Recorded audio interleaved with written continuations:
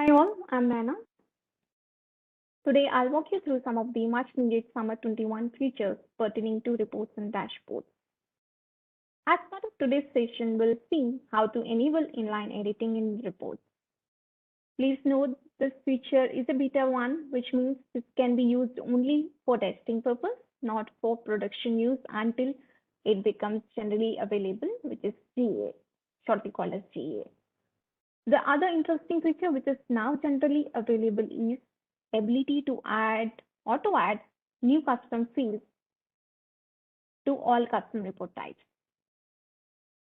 Lastly, I'll be demonstrating how to download a dashboard image in Lightning Experience. So let us now get it to the details of all these features and let me demo all of these. So I have logged into my Summer 21 org.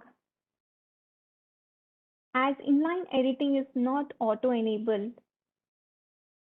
step one would be you need to raise a support case to have this feature enabled at the org level. Once you get confirmation that this feature is enabled, then you need to log into the relevant org where this feature is enabled and then navigate to setup. Under setup, as you see, under quick, I'm just keying in reports in quick find and I'm looking for reports and dashboard settings.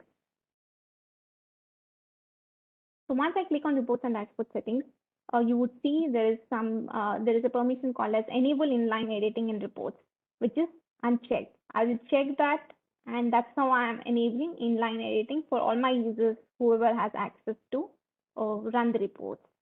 And then I click on save. So this is how I am enabling inline editing. And then let me quickly demo the inline editing for one of the reports, which shows the recently created leads. So with inline editing, users can update text, numeric, and checkbox fields without leaving the report run page. So this is my report run page, and the report is called as sample report number of leads. With inline editing, users would certainly save good amount of time and also could see the number of clicks would get reduced as the data can be saved directly from the report page. So for this demo, as this is a report that tells us the recently created leads, as I'm reviewing it, I realize that I have to update the email address of Sarah, which is the third record in my report. Now what I do is I just do the inline editing and I wanted to change it from Nana to SFDC one stop. So this is how I'm doing inline editing and I click on save. So you see the field email was updated. Now I just do a refresh. You see the email address has been changed from Nana to SFDC one stop, which is the updated value. This is how so easy to update the data directly from reports. Otherwise, you would have to open the lead record and then look for the email field in order to update the email address. So this is how it is saving a lot of time and number of clicks as well. If user has access, if user has permission to edit the field, any user can certainly go ahead with this inline editing feature. And you see there are certain features where you see there is a lock icon, which means these fields are not available for inline editing. Inline editing is not supported for all fields and field types.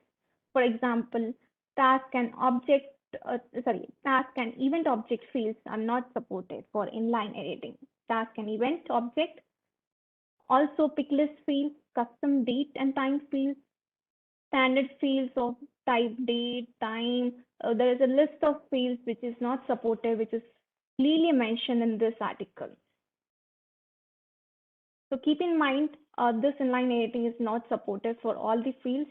Right now, it is only supported for text, numeric, and checkbox fields.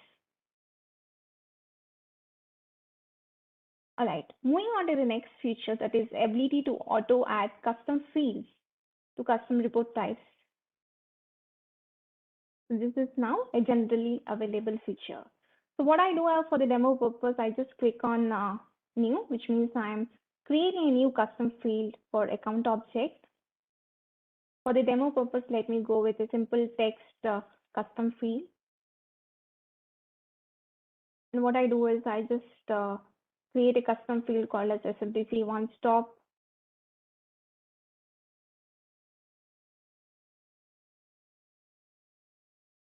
And you see, this is the auto add feature, which means this newly created field will be automatically added to the existing custom report types with just one check. If you don't want to add, you can check it as well.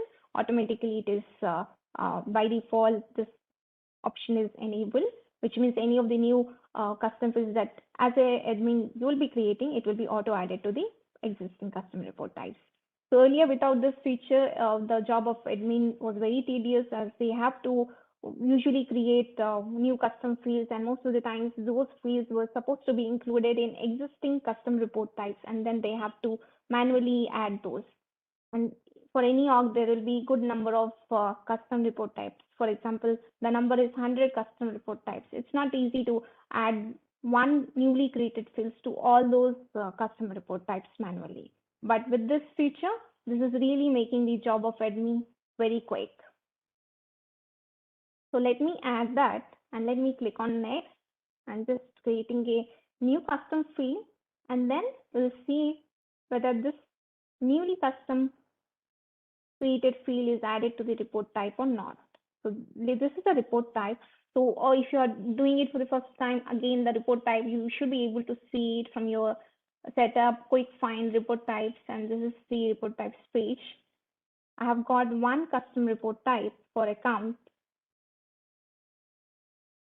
So this is account custom report type. And now what I see is I just wanted to verify if the newly created field SFDC one stop is part of my report type or not.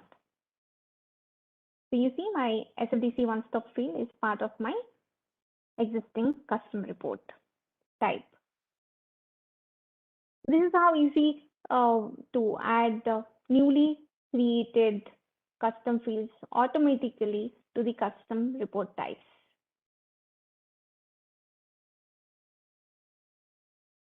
Please note that if you're deploying the newly custom created field in any other org, in that case, the custom field would not get auto added to the custom report type. So, which means this feature is only available from the UI, which means the other org where you are the target org, you have to either create manually or deploy the custom report type. So you have got these two options. So this is all about auto addition of custom fields to the report types. And the last very much needed feature is the ability to download the dashboard. So earlier, we did not have this option prior summer 21. So what we used to do was, if I have to include this dashboard image in my presentation deck, I used to leverage some of the other screen capture tools. But now with this download option, I just need to click on this download. And when I click on this, I could see that PNG file is downloaded. It's very easy for me to put that in my presentation deck. Certainly, it will reduce a lot of time for me again because I just need to do one click in order to embed this image in my deck or for any other use case. So this is all I have for today's video. I'll be back soon with another interesting topic on how to leverage Salesforce Optimizer and Lightning usage to reduce technical debt. Please do subscribe our SFDC One Stop channel if you would like to be notified of the new videos. Thank you and stay safe. Bye-bye.